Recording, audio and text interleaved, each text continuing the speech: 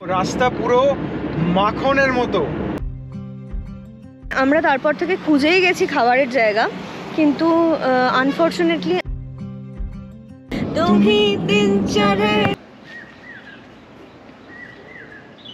বেশ জঙ্গল এরিয়াটা সুন্দর লাগছে। এখান থেকে বেরিয়ে আমরা সোজা একেবারে জয়চণ্ডী পাহাড় পৌঁছে তবেই দাঁড়াবো। অনেস্ট কনফেশন, কারণ উঁচু নিচু হচ্ছে, তো ব্যাপারটা বুঝতে পারা যাচ্ছে না যে কখন কিভাবে কোন জায়গায় গাড়িটা নামাবো উঠবো, ধরতে পারছিলাম না। এবং নর্মাল রাস্তা না, ঠিক আছে, এক্সট্রিমলি অফরোডিং ওই জায়গাটা। বর্ষাকালে এটার অবস্থা আরও ভয়ঙ্কর হতে পারে। Good morning everyone, welcome back to our channel Soulmates on the go. আজকে আমরা সকাল সকাল বেরিয়ে পড়েছি। হ্যাঁ, আজকে অনেকটাই সকালে বেরিয়েছি। এখন বাজে সকাল 6:30। আমরা আজকে যাব একটা রোড ট্রিপে। তো তোমাদের সাথে এন্টায়ার জার্নিটা শেয়ার করব, কোথায় যাচ্ছি, কি খাচ্ছি, জায়গাটা কীরকম ঘুরবো, সবটাই তোমাদের সাথে শেয়ার করব। এই ট্রিপটা আলাদা আলাদা পার্টে আসবে, সবটাই দেখো। আশা করছি তোমাদের ভালো লাগবে, তাই শুরু থেকে শেষ অবধি স্কিপ না করে পুরো ভিডিওটা দেখো আর আমাদের সাথে থেকো, এন্টায়ার জার্নিটা এনজয় করো।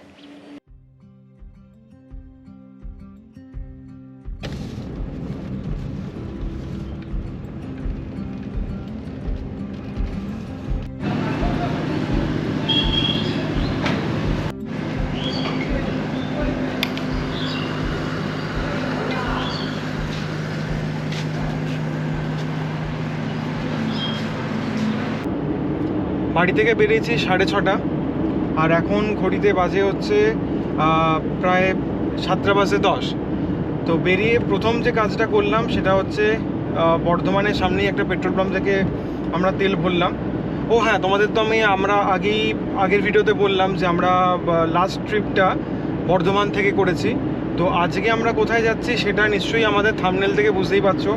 বহুদিন পর একটা প্রপার রোড ট্রিপ হচ্ছে, এবং এখান থেকে মানে বর্ধমান থেকে ডিস্টেন্স পড়ছে প্রায় 153 কিলোমিটার। আমরা এখন যাচ্ছি হচ্ছে NH-19 ধরে, যেটা এশিয়ান হাইওয়ে 1। তো এখান দিয়ে গিয়ে যেটা ম্যাপ দেখাচ্ছে 3টে রাস্তা রয়েছে টোটাল যাওয়ার। একটা রাস্তা রয়েছে আসানসোল রানীগঞ্জ হয়ে, একটা রাস্তা রয়েছে দুর্গাপুর ব্যারেজ হয়ে, আর একটা রাস্তা রয়েছে বরাকর দিশেরগড় হয়ে। তো আমরা আপাতত ঠিক করেছি যে আসানসোল রানীগঞ্জ হয়ে যাব, কারণ দুর্গাপুর ব্যারেজের রাস্তাটা নিলে আমাদের সময়টা একটু বেশি লাগবে। আর ম্যাপে সময় দেখাচ্ছে টোটাল 3 ঘন্টা 33 minute from our home in Bardhaman. But এখন মোটামুটিভাবে 3 ঘন্টা 14-15 মিনিট লাগবে দেখাচ্ছে। তো মাঝখানে আমরা একটু দাঁড়াবো, একটু ছবি টবি তুলবো, ব্রেকফাস্টও করবো ডেফিনেটলি। খুব একটা ভারী কিছু খেয়ে আমরা এখনও বেরোতে পারিনি, চাটা খাবো। তো দেখা যাক কতক্ষণ লাগে। Are the most important part is রাস্তাটা আমরা এনজয় করি, এবং রাস্তাটা তোমাদেরকে, যারা তোমরা এনজয় করতে ভালোবাসো, তোমরা যাতে আমাদের সাথে রাস্তাটাকে এনজয় করতে পারো সেই চেষ্টাটাই আমরা করি। তো it's not always about destination, it is always about the journey. তো চলো জার্নিটা এনজয় করি।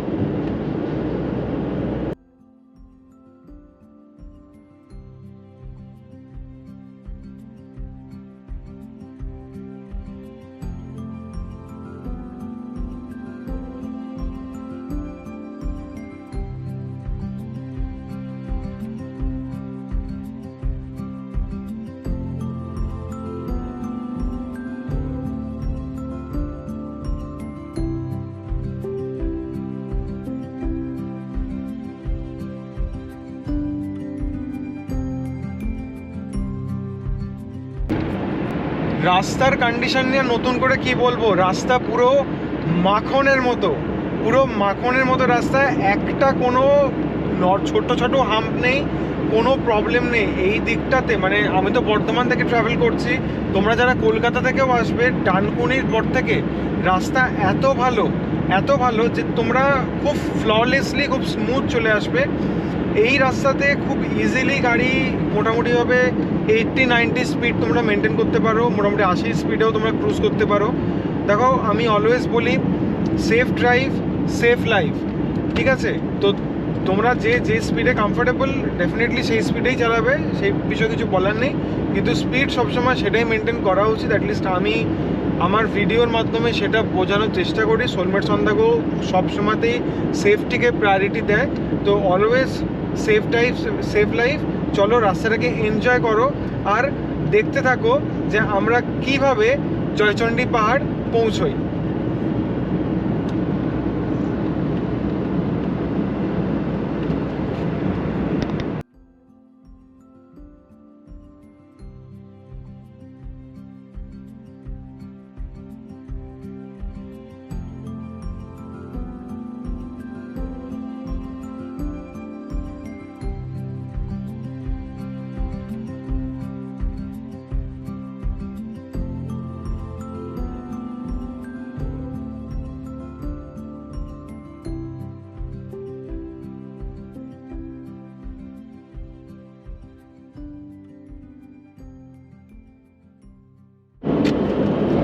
আমরা এখন পানাগড় ইন্ডাস্ট্রিয়াল পার্ক ক্রস করেছি। এটা আমরা পানাগড় বাইপাস হয়ে যাচ্ছি আর এখন বাজে সকাল 7:30।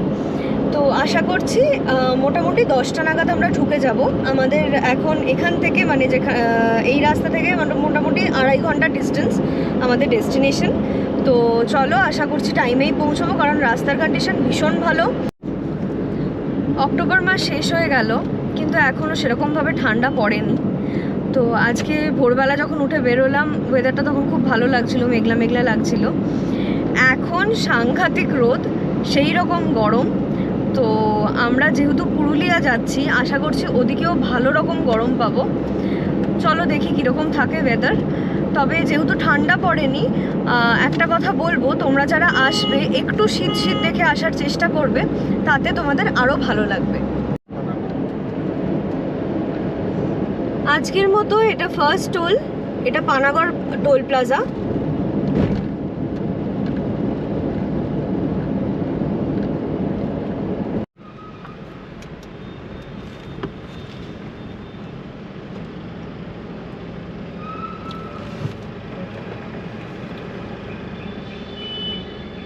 খুল যা সিম সিম। আলটিমেটলি কিন্তু গেটটা খুলে গেছে।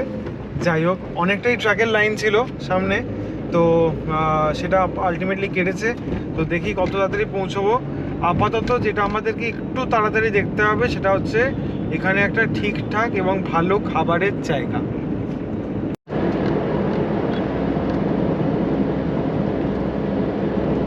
সামনের রাস্তাটা অসাধারণ লাগছে। এদিকে দুপাশারই কিন্তু একটু জঙ্গল মতো আছে, মানে প্রচুর গাছপালা আছে। এই আমার ডান দিকে এই দিকটা জঙ্গল লাগছে, পুরো ভেতর দিকে প্রচুর গাছ আছে, প্রচুর গাছ আছে। প্লাস এখান থেকে একটা জিনিস দেখলাম হচ্ছে আসানসোল মাত্র 41 কিলোমিটার, আর আমাদের ম্যাপ বলছে যে আমাদের রিমেনিং ডিস্টেন্স হচ্ছে প্রায় 85 কিলোমিটার। তো দেখি মোটামুটি আমরা এগিয়ে চলেছি। আচ্ছা, এইখানে কি মানে দুর্গাপুরের কাছে আমরা? হ্যাঁ, আমরা দুর্গাপুর প্রায় মানে একদমই সামনে আর কি দুর্গাপুরের। আর একটা বিষয় তোমরা একটুখানি বলো, যদিও আমাদের ব্লগটা তার আগে রিলিজ হয়ে যাবে, তারপর তোমরা কমেন্ট করে জানিও তোমরা যারা এই রুটে ট্রাভেল করো বা রোড ট্রিপস করো, তারা এই দুর্গাপুর আসানসোল এরিয়াতে কোথায় ব্রেকফাস্ট বা লাঞ্চ করতে প্রেফার করো। অবশ্যই কিন্তু তোমরা কমেন্ট করে আমাদেরকে জানাবে। 2000 years later. একটা কথা তোমাদেরকে বলে রাখি, আমরা মোটামুটি দুর্গাপুর ক্রস করার পর থেকে, মানে টোলটা যেটা আমরা ক্রস করলাম পানাগড় টোল প্লাজা, সেটার পর থেকে আমরা তারপর থেকে খুঁজেই গেছি খাবারের জায়গা, কিন্তু আনফর্চুনেটলি আমরা সেটা ঠিক পাইনি। 3টে জায়গায় ঘুরেছি আমরা, মানে ঢুকেছি তখনও ওনাদের ব্রেকফাস্ট বানাতে টাইম লাগবে, আধ ঘন্টা 40 মিনিট 1 ঘন্টা ওয়েট করতে হবে কোথাও। তো সেই জন্য আমরা আর না দাঁড়িয়ে আরও কিছুটা এগিয়ে এসেছি। আর এখানে একটা টি স্টল কাম হোটেল কাম রেস্টুরেন্ট আছে, আমরা সেখানেই এসেছি, ছোট একটা জায়গা। তো এখানে আমরা খাবার অর্ডার দিয়েছি, আমরা নিয়েছি 4 প্লেট ব্রেড অমলেট। তো ভেতরে যাই, গিয়ে খাবো, আমরা তোমাদের সাথে শেয়ার করব কীরকম খাবার দাবার। আশা করছি ভালো হবে, বিকজ খুব একটা খারাপ হওয়ার উচিত না, মানে ব্রেড অমলেট আর কী খারাপ হবে। তো চলো ভেতরে যাই, তোমাদের সাথে বাকি ব্লগটা কন্টিনিউ করছি। তো যারা, আর একটা কথা বলার আছে, সেটা হচ্ছে যারা এই রুটে আসবে খাবার ক্যারি করবে তোমাদের সাথে, যদি খুব আর্লি মর্নিং আর কি ট্রাভেল করো, আদারওয়াইজ একটু খাবারের সমস্যা হতে পারে। কারণ বেলার দিকে দোকান খোলা থাকে, বাট খুব সকাল সকাল হলে তোমরা অতটা বেশি দোকান খোলা পাবে না, মানে রেস্টুরেন্ট, ক্যাফেজ বা খাবারের যে কোনো দোকান আর কি, ধাবা টাইপেরও খুব একটা খোলা পাবে না, তো সেটা একটুখানি খেয়াল রেখো। আমরা সবাই একই খাবার নিয়েছি, ব্রেড অমলেট নিয়েছি, তো খাই।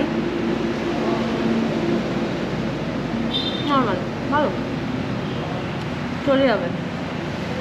আর চাটা কি আছে? আমি লিকার নিয়েছি চিনি ছাড়া, আর একটা আছে লিকার চিনি দেয়া। আমি মিষ্টি দিয়ে চা খাই না, আর দুধ চা সকালবেলা খাবো না। সো আমাদের আজকের মর্নিং টি আর মর্নিং ব্রেকফাস্ট। অ্যাট লাস্ট আমাদের পেটে খাবার পড়েছে, মানে অ্যাট লাস্ট আমরা খেয়ে বেরোচ্ছি এখান থেকে। খাওয়া দাওয়া হলো আলটিমেটলি। সত্যি বলছি এই রুটটাতে তো অতটা যাতায়াত করি না, তো জেনুইনলি আমরা অতটা জানি না কিন্তু এখানে খাবার কোথায় কি ভালো পাওয়া যায়। ওই জন্যই আগেও বলেছি, এখনও বলছি, প্লিজ তোমরা কমেন্ট করে জানিও যে যারা তোমরা এই রুটে যাও তোমরা এখান থেকে গেলে কোথায় খাওয়া দাওয়া করো। কারণ দেখো রোড ট্রিপস আমরা করি, যতটা সময় পাই তুলে আনার চেষ্টা করি, তো যখন এরপর আমরা এখান দিয়ে যাব হয়তো তোমাদের সাজেশনে একটা কোনো ভালো সকালে ধাবা হয়তো পেয়ে গেলাম ব্রেকফাস্ট করার জন্য। অফকোর্স, কারণ আমাদের সবে শুরু হয়েছে চ্যানেল, শুরু হয়েছে জার্নি, আরও ঘোরা হবে, আরও নতুন নতুন জার্নি আমরা করব, নতুন নতুন জায়গা কভার করব, সবটাই তোমাদের সাথে শেয়ার করব। আর তার সাথে সাথে এটা বলে রাখি, আমরা খুবই লেট। হ্যাঁ, আমরা এই খাবারের চক্করে পুরো আটকে গেছিলাম। সো আমাদের এখন মোটামুটি 2 ঘন্টা লাগবে, মানে 11টা বাজবে আমাদের ঢুকতে ঢুকতে। চলো যাই, দেখি আলটিমেটলি কটায় পৌঁছই। আমরা অনেকটাই চলে এসেছি, এখন আসানসোল ঢুকছি। আসানসোলে ঢোকার আগে একটা ডাইভারশন পড়ে, তো তোমরা যারা নিশ্চয়ই এই রুটে অনেকবার যাতায়াত করো না বা এই জয়চণ্ডী পাহাড়ে কলকাতা থেকে আসতে চাও, তারা কিন্তু ম্যাপটাকে একটু নোটিস করবে। বাঁ দিকে তো পরপর ডাইভারশনস আসতে থাকে, ওই ডাইভারশনটা কিন্তু তোমাদেরকে নিতে হবে। ওটা নিলে আমরা আলটিমেটলি দামোদর নদী ক্রস করে, একটা বড় বাম্পার ছিল, কয়েকটা জায়গাতে রয়েছে, সেগুলো ইনএভিটেবল, কিছু করার নেই। ওইটা ক্রস করে আমরা রানীগঞ্জ হয়ে শিয়ালতোড়া হয়ে, বা শালতোড়া যেটাকে বলে, শালতোড়া হয়ে আমরা আলটিমেটলি পৌঁছে যাবো হচ্ছে জয়চণ্ডী পাহাড়। তো ডাইভারশন অলরেডি নিয়ে নিয়েছি, এই সামনে থেকে আমাদেরকে বাঁ দিক নিতে হবে। সামনেটা দেখা, সামনে থেকে কিছুটা এগিয়ে বাঁ দিক নিতে হবে। এরকম রাস্তাটা এখানে একটু সরু, তো এই জায়গাগুলোতে প্রচুর ট্রাক ফাক দাঁড় করানো থাকে, তো এখানে একটু আস্তে গাড়ি চালানোটাই ভালো। সামনে ডান দিকে বাঁ দিকে দেখা যাচ্ছে রানীগঞ্জ রেলওয়ে স্টেশন। এইখান থেকে এই যে সামনে মোড়টা, এই মোড়টা থেকে আমরা বাঁ দিকে যাব।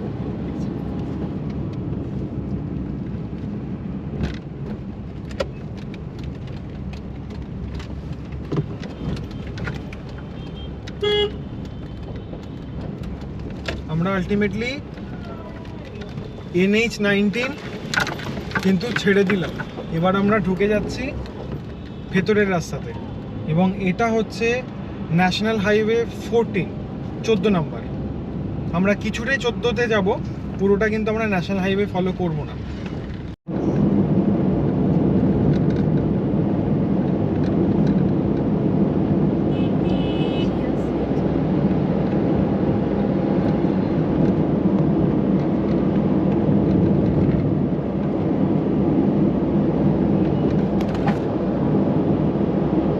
আমরা এখন রানীগঞ্জ ক্রস করে এগোচ্ছি।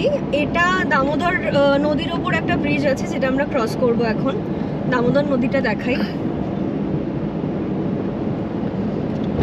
আগের বার যখন আমরা বড়ন্তির ট্রিপটাতে গেছিলাম, বড়ন্তির একটা ভিডিও আমাদের আছে, আমরা মাইথন, গড়পঞ্চকোট, বড়ন্তি এগুলো ঘুরেছিলাম আগের বছর, এরকমই অক্টোবরের শেষের দিক করে, নভেম্বরের দিক করে।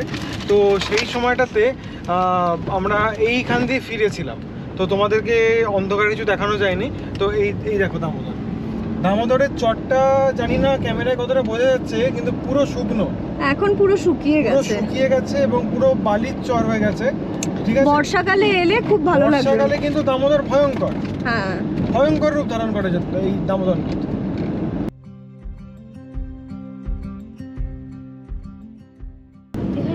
আমরা এই জাস্ট দামোদর নদীর ওপর যে ব্রিজটা, সেটা ক্রস করলাম।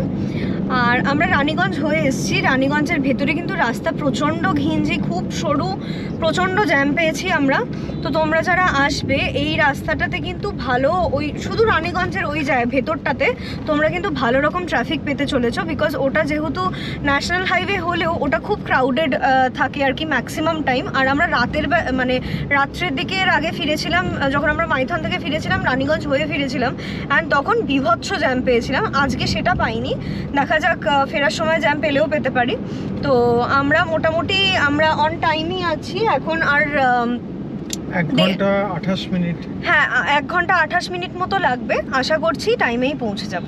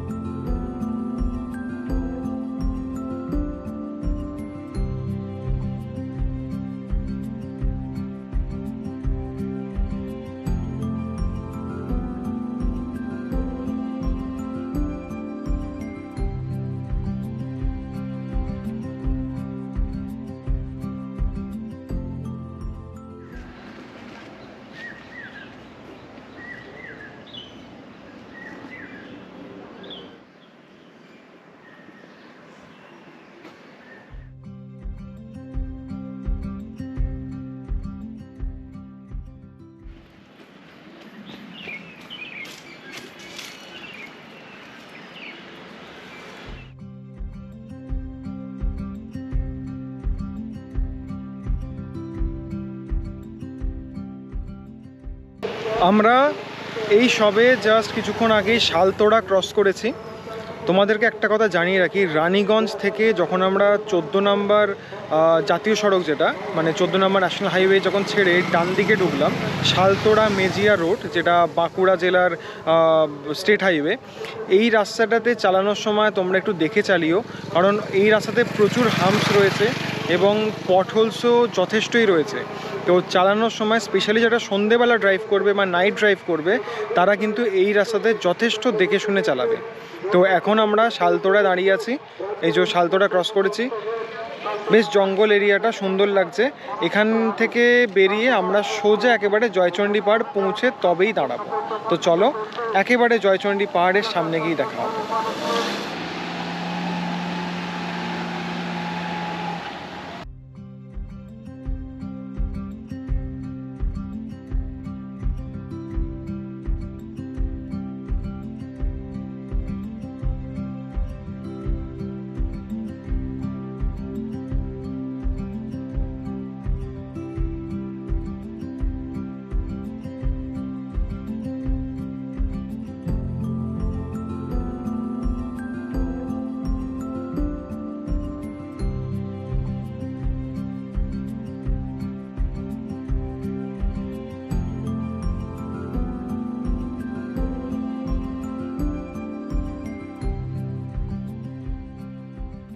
मैं तो आई जग तज के इश्क सिखा, मैं तो यारा तेरे सदके इश्क सिखा, मैं तो आई जग तज के इश्क सिखा, जब याद करे दिन चढ़े तुम ही दिन ढले, तुम ही हो बंधु सखा, तुम ही।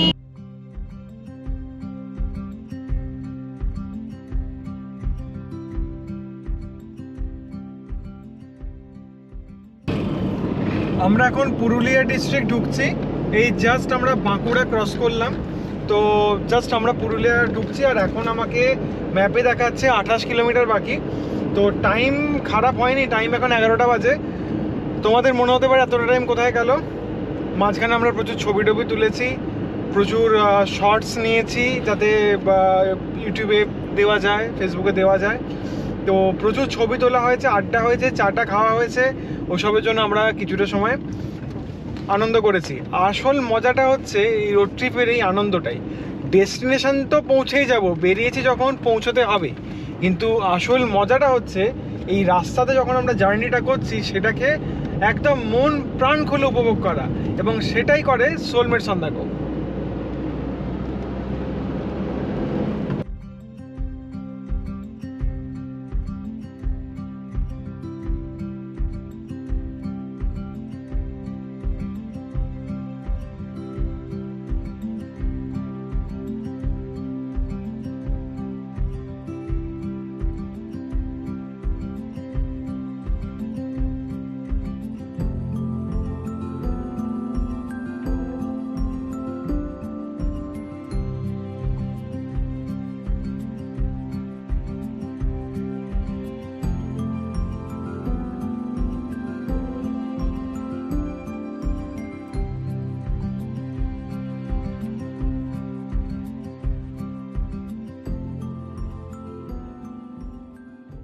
দিকে আমরা দেখতে পাচ্ছি একটা টিলা, আবার বল। পুরুলিয়ার টিলা। ডান দিকে এই যে একটা টিলা দেখতে পাওয়া যাচ্ছে, পাথরের টিলা, খুব সুন্দর লাগছে কিন্তু ড্রাইভ করতে করতে।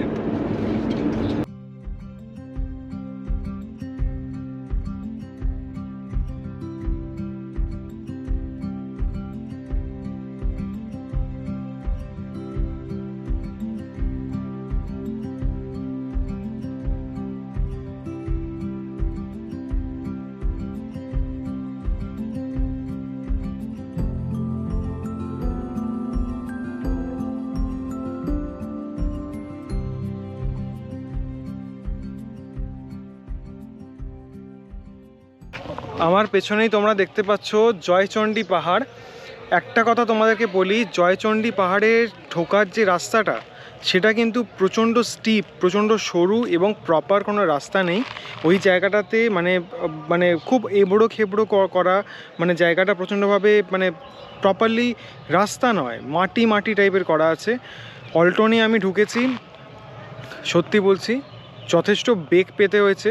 এটা একদম অনেস্ট কনফেশন, কারণ উঁচু নিচু হচ্ছে, তো ব্যাপারটা বুঝতে পারা যাচ্ছে না যে কখন কিভাবে কোন জায়গায় গাড়িটা নামাবো উঠবো, ধরতে পারছিলাম না। এবং নর্মাল রাস্তা না, ঠিক আছে, এক্সট্রিমলি অফরোডিং ওই জায়গাটা। তো তোমরা যারা আসবে ওই জায়গাটাতে দেখে আসবে। আর ওই রাস্তাটা আমি দেখিয়ে দেব, আমি ভিডিও শেষ করার আগে ওই জায়গাটাকে দেখিয়ে তবেই ভিডিও শেষ করব। আর একটা কথা তোমাদেরকে বলে দিই যে রঘুনাথপুর ক্রস করার পর ভেতরের যে রাস্তাটা, যেটা জয়চণ্ডী পাহাড় আসার যে রাস্তাটা, সেটা কিন্তু যথেষ্ট সরু, অনেকটা বিষ্ণুপুরের ভেতরের রাস্তাগুলোর মতো যথেষ্ট সরু রাস্তা। সব কনফিউজড হবে না, ওই রাস্তা দিয়েই গাড়ি যাবে। আর যদি কোনো রকমভাবে কোনো রকম কনফিউশন থাকে, সব সময়তে লোকাল মানুষদেরকে জিজ্ঞেস করো। গুগল হতে পারে হয়তো ভুল দেখালো, কিন্তু লোকাল মানুষজন তারা কিন্তু ভুল দেখাবে না। জয়চণ্ডী পাহাড়ে ঢোকার মুখেই ঠিক যেভাবে তোমাদেরকে বলেছিলাম যে এখানে রাস্তার কীরকম অবস্থা হয়ে আছে ঠিক ঢোকার মুখটাতে, সেটা তোমাদেরকে আমি দেখাচ্ছি। এই দেখো আমার পিছনে এই অবস্থাটা। বর্ষাকালে এটার অবস্থা আরও ভয়ঙ্কর হতে পারে।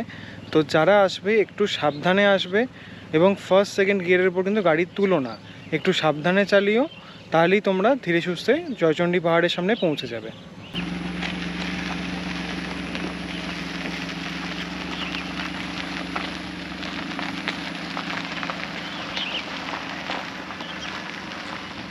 তো যাই হোক, আমরা এখন জয়চণ্ডী পাহাড় পৌঁছে গেছি।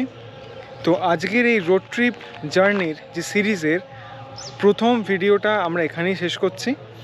ভালো লাগলে লাইক, শেয়ার এবং প্রচুর সাবস্ক্রাইব করো, এবং শেয়ার করো তোমার ফ্যামিলি এবং তাদের মধ্যে যারা রোড ট্রিপ ভালোবাসে বা আসতে চায়।